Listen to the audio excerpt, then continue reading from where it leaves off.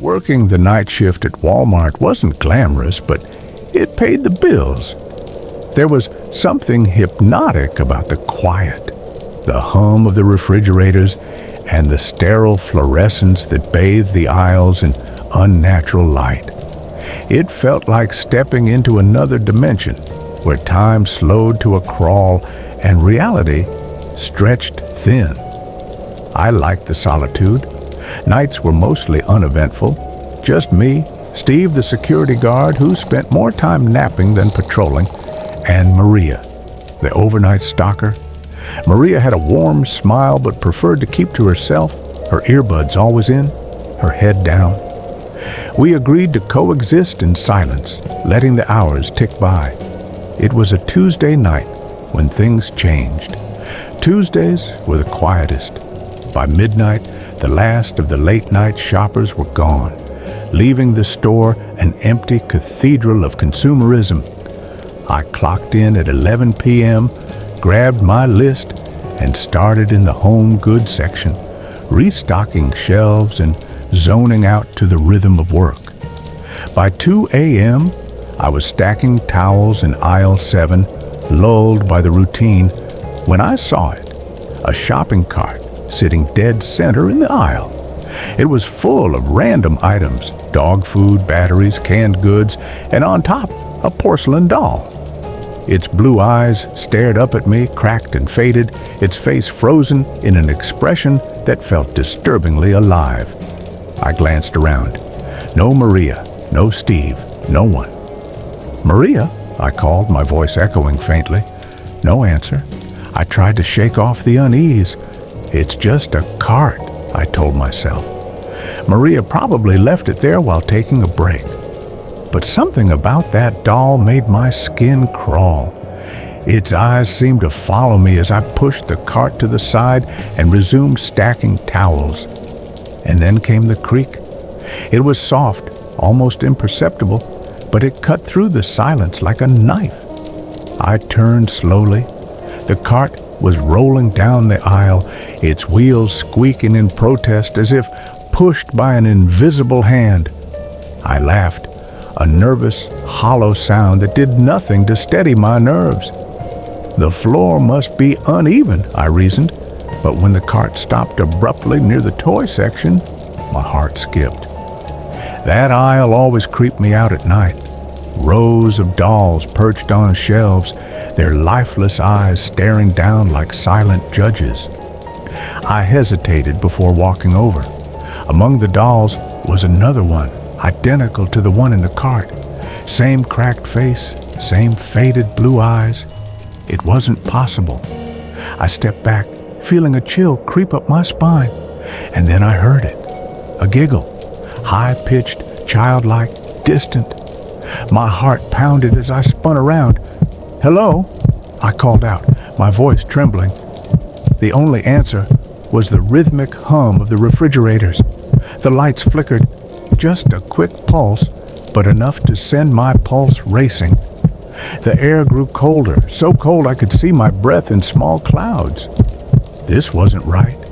It was warm outside, and the store's heating was on full blast. I needed to find Maria. She was probably laughing at my expense, playing some prank to pass the time.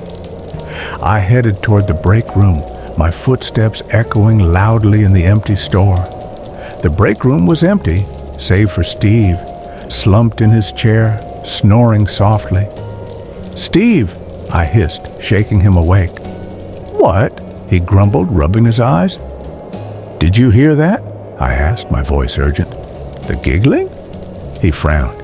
"What giggling?" "It sounded like a little girl," I said. "It came from the toy aisle." He stared at me like I was crazy.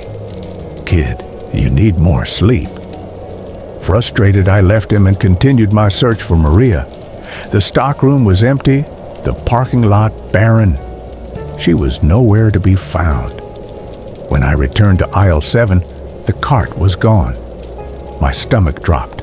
I searched the entire store, but it had vanished without a trace. The only thing left was a photograph lying where the cart had been. It was old, black and white, and frayed at the edges. It showed a little girl, maybe 6 or 7, standing in front of a house. She was holding a doll, the same doll.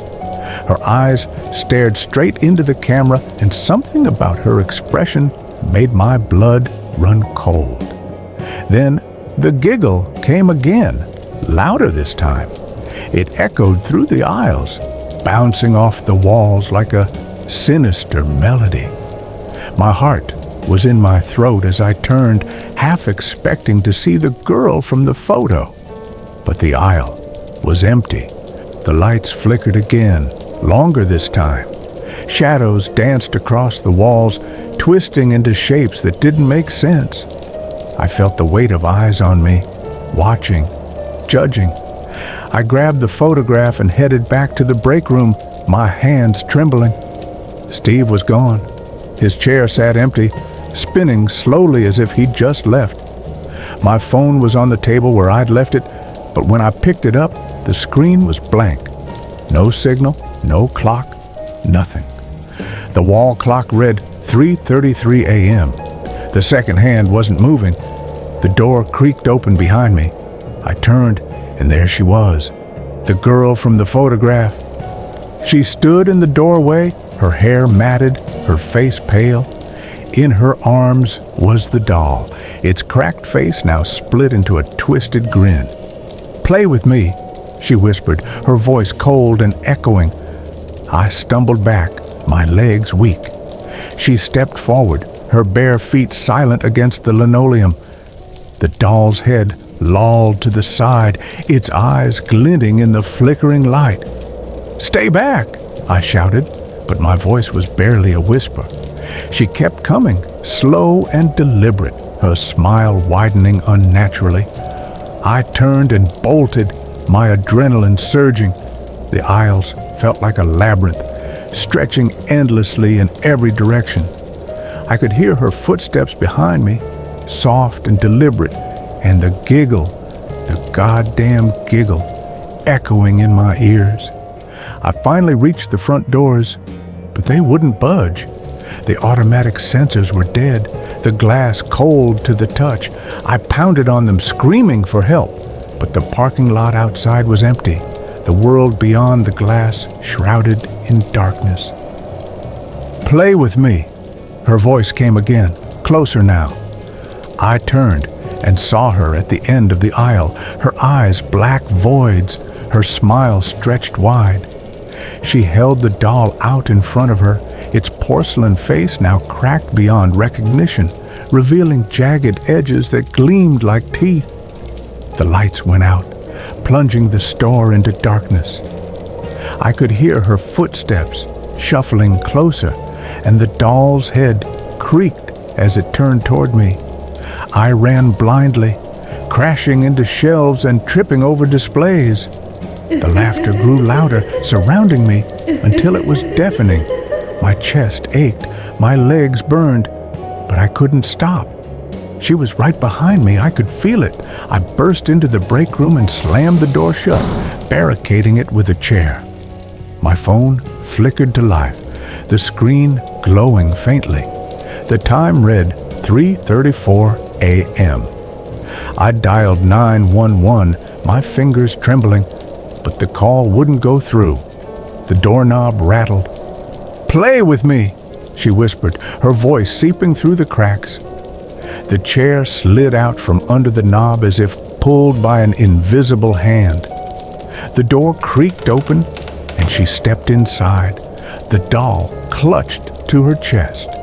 Her eyes were hollow, her smile impossibly wide. I backed into the corner, my breath coming in ragged gasps.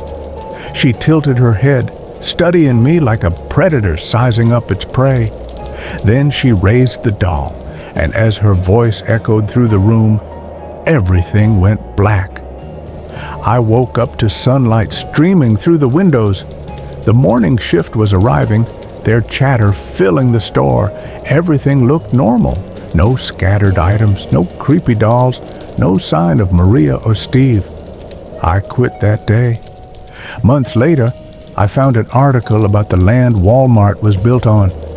It used to be the site of an orphanage that burned down in the 1950s. Dozens of children died, including a girl named Emily, who is known for carrying her porcelain doll everywhere.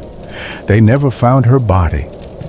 Sometimes, late at night, I hear faint giggling when I drive past the store, and no matter how hard I try to forget, I can still feel her black eyes staring at me. If you're a fan of spine-chilling true stories, make sure to subscribe to our channel, Hauntify, so you won't miss our next terrifying tale.